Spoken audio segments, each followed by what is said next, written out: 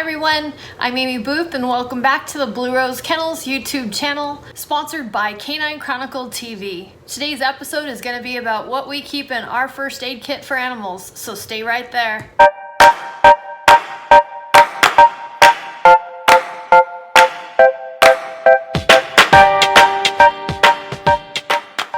Hey everybody, I have worked with a good friend that's a veterinarian on this video to make sure that I'm providing you with as accurate of information as I possibly can. Prescription medications you're going to make sure you get from vets, and nothing that I'm going to tell you here is to replace veterinary care if that's needed. All this is just purely first aid and what we keep in our first aid kit. So let's get started. First of all, in case you have an accident with a foot, we keep some Epsom salt handy. You're going to mix the Epsom salt with some warm water to soak a dog's foot if that's needed. So keep Epsom salt in your first aid kit. Next, we have vet wrap. In case you have to wrap something up, you for sure want to keep some vet wrap in there in case there's a cut, you want to stop bleeding, a rash, anything you want to keep them from licking. Vet wrap is great for that. And before you vet wrap something, you're going to make sure you have gauze. This little baggie has different types of gauze in it. An alcohol prep pad, some rubber gloves, and different types of gauze to lay down on a wound before I wrap it with my vet wrap.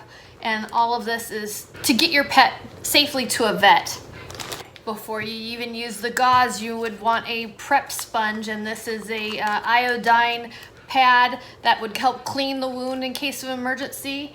If you have one of these, or you can get your hands on one of these, I highly suggest it.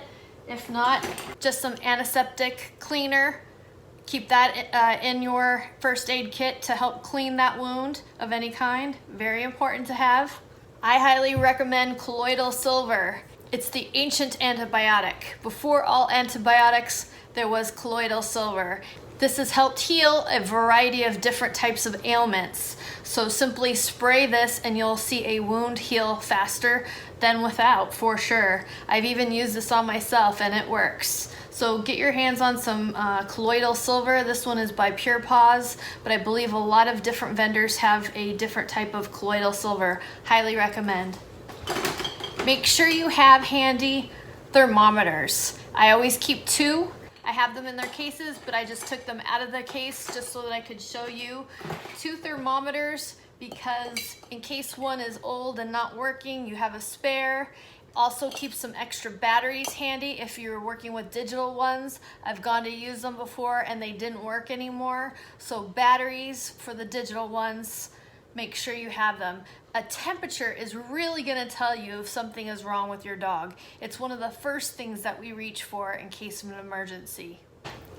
We also like to keep handy some Nutristat or Nutrical. It gives the dog a little bit of energy if they're super lethargic, in case they need to get a little bit of something in them. It has lots of vitamins and good nutrition. It's an energy booster, especially if you need it on your way to the vet. Some type of antiseptic cream, whether it's cortisone or anything like that, you want to have some kind of an antiseptic anti-itch hydrocortisone cream. It's always good to have handy for you and your pets.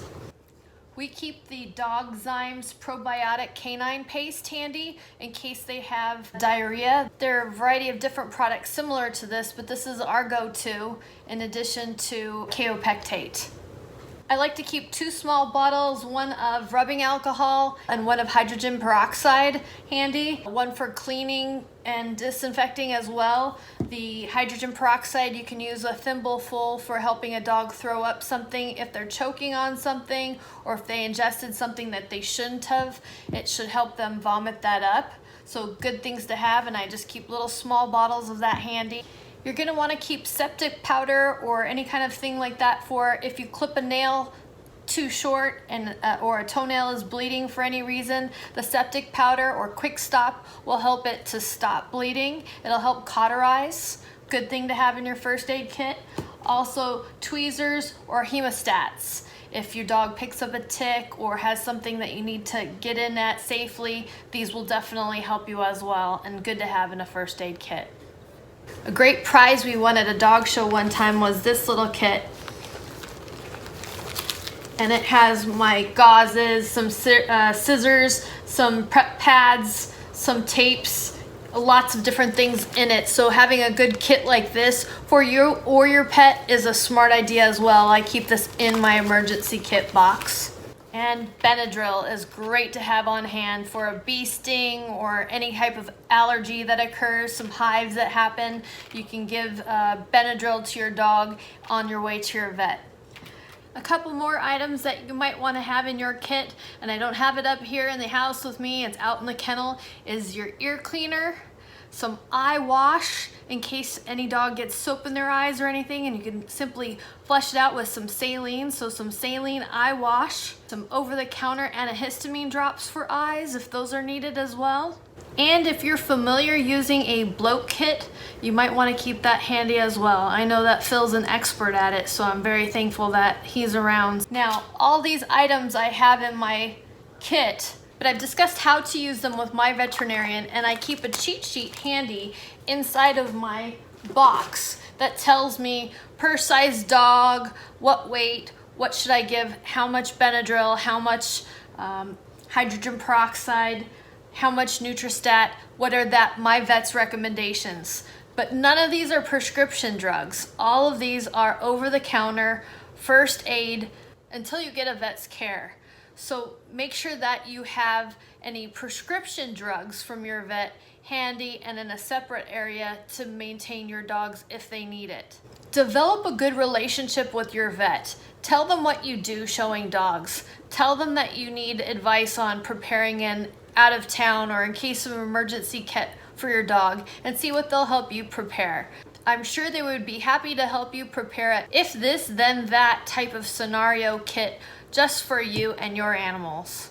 That's it, everybody. We hope that you enjoyed some of these tips and tricks. I'm sure there's more. If you have anything that you'd like to add, make sure you do it in the comment box down below. If you like what we're doing here on Blue Rose Kennels with Canine Chronicle TV, make sure you subscribe to our channel, like this video, ring the bell so you're notified anytime we upload something new, and make sure you share this channel with anyone that you think might like it.